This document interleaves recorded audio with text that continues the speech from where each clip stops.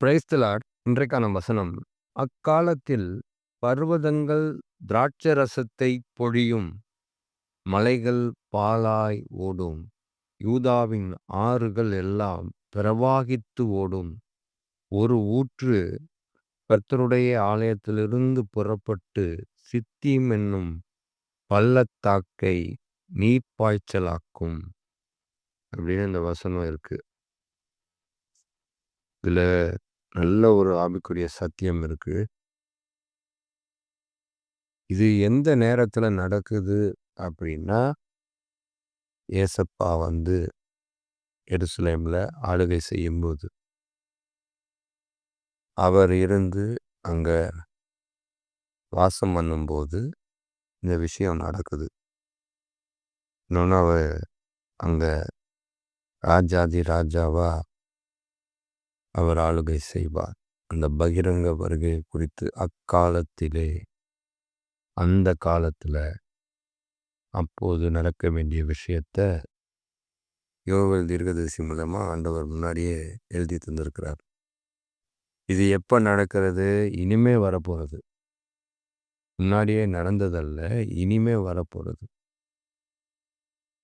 பர்வதங்கள் திராட்சரசத்தை பொழியும் அப்படின்னா, திராட்சரசம் அப்படிங்கும்போது ஒரு ஆசீர்வாதம், ஒரு நிறைவு, ஒரு சமாதானம் அப்படின்னு நம்ம புரிந்து கொள்ளலாம்.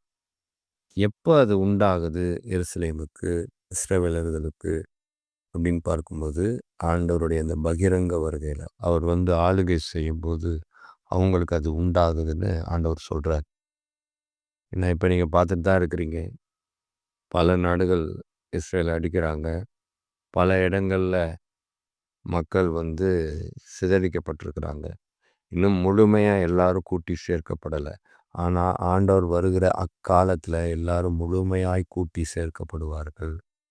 அந்த நேரத்தில் அவர்களுக்கு மலைகள் திராட்சரசத்தை பொழியும், நல்ல ஒரு சமாதானத்தை கொடுக்கும், நல்ல ஒரு நிறைவை தரும், நல்ல ஒரு ஆசீர்வாதமாக இருக்கும். ஏன் அப்படின்னா அங்கே ஏசப்பா இருக்கிறாரு. மலைகள் பாலாய் ஓடும், யூதாவின் ஆறுகள் எல்லாம் பிரவாகித்து ஓடும் அப்படின்னு இருக்கு. மலைகள் பாலாய் ஓடும் அப்படின்னா ஒரு திருப்தியான ஒரு ஆவிக்குரிய உணவு அவங்களுக்கு கண்டிப்பாக கிடைக்கும். ஏன்னா இதற்கு முன்பாக அவங்க எப்படி வேணால் இருந்திருக்கலாம், பின்மாற்றத்தில் இருந்திருக்கலாம், வேறுபட்டு காணப்பட்டிருக்கலாம், விக்கிரகங்களை வழிபட்டிருக்கலாம், ஆண்டவர் விட்டு தூரம் போயிருக்கலாம், இப்படி வேணா இருக்கலாம்.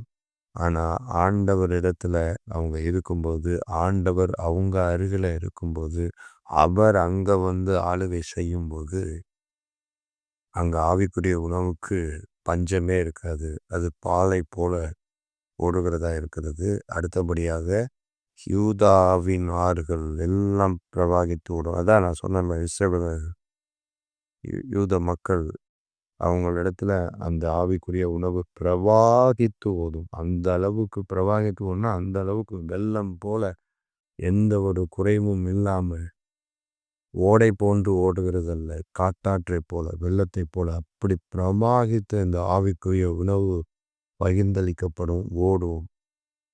ஏன்னா யூதர்கள் தான் அதிகமாக ஏசப்பாவை எதிர்த்ததே, ஏசப்பாவை கொன்று போட்டதே அவங்க தான். ஆனால் ஏசப்பா அடுத்து வருகிற அந்த காலத்தில், அந்த பகிரங்க காலத்தில் எல்லாம் பிரவாகித்து ஓடுமா. ஒரு ஊற்று கர்த்தருடைய ஆலயத்திலிருந்து புறப்பட்டு சித்தீம் என்னும் பள்ளத்தாக்கும் நீர்ப்பாய்ச்சலாக்கும் அப்படின்னு சொல்லி இருக்கு. அந்த ஊற்று தான் ஜீவ ஊற்று.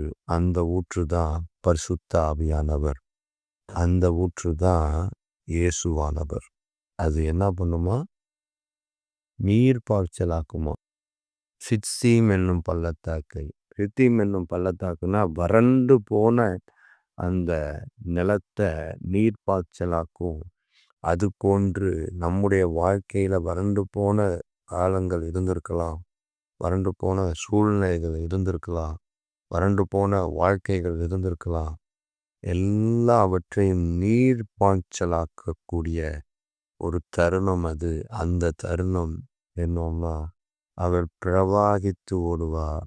அப்படியே அவரிலிருந்து புறப்பட்டு வருகிற அந்த ஊற்று, அந்த ஊற்று தான் ஜீவ ஊற்று. அந்த ஊற்று தான் பரிசுத்த ஆவியானவர்.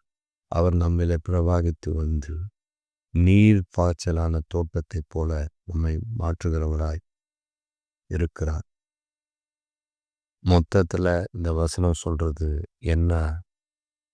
இயேசு நம் அருகில் இருக்கும்போது எல்லாம் நமக்கு சாத்தியமாகும். ஒன்றும் குறைவுபடாது. இது எல்லாமே ஆவிக்குரிய விதத்துல தான் அதிகமாய் சொல்லப்பட்டிருக்கிறது. உலக பிரகாரமான காரியங்களும் உண்டு. ஆனா இதை அதிகமாய் நாம் ஆவிக்குரிய விதத்திலே தான் பார்க்க வேண்டும். நம்ம பார்த்ததும் அதுதான். திராட்சரசம்ன்றது ஆசீர்வாதம். அந்த நிறைவு, அந்த சமாதானம், ஆவிக்குரிய ஆசீர்வாதம், ஆவிக்குரிய நிறைவு, ஆவிக்குரிய சமாதானம் பாலாய் ஓடுகிறது, பிரவாகித்து ஓடுகிறது. இதெல்லாம் ஆவிக்குரிய உணவு, ஆவிக்குரிய அந்த போஜனம். அதுதான் நம்ம பார்க்குறோம். அடுத்தபடியா அவரிலிருந்து ஒரு ஊற்று புறப்படும். அது பரிசுத்த ஆவியானவர். எப்பொழுதுமே நாம மேல் நோக்கி தான் பார்க்கணுமே தவிர கீழ் நோக்கி பார்க்கக்கூடாது. ஆண்டவர் எல்லாவற்றையுமே மேலானவைகளாக தான் சொல்லி வைத்திருக்கிறார். நம்ம கீழானவைகளாய் பார்த்து வெறும் உலக பிரகாரமான காரியத்துக்கு தான் ஆண்டவர் சொல்லியிருக்கிறாரு அப்படின்று மட்டும் எடுத்துக்கொள்ளவே கொள்ளாதீங்க. எடுத்துக்கொள்ளவும் கூடாது. அதனால இப்பேற்பட்ட அந்த காரியம் அந்த காலத்தில் நடக்கும்.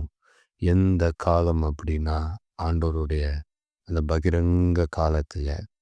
அது அவர் பகிரங்கமாய் வரும்போது. ஆனால் இப்பொழுதோ அவர் நம்மிலே வாசம் செய்து கொண்டிருக்கிறார். அப்படி அவர் நம்மிலே வாசம் செய்து கொண்டிருந்தால் நம்முடைய வாழ்க்கை எப்படிப்பட்டதாக இருக்கும்? நம்முடைய ஆவிக்குரிய வாழ்க்கை எப்படிப்பட்டதாக இருக்கும்? காதுள்ளவர்கள் கேட்க கடவர்கள். ஆமென்.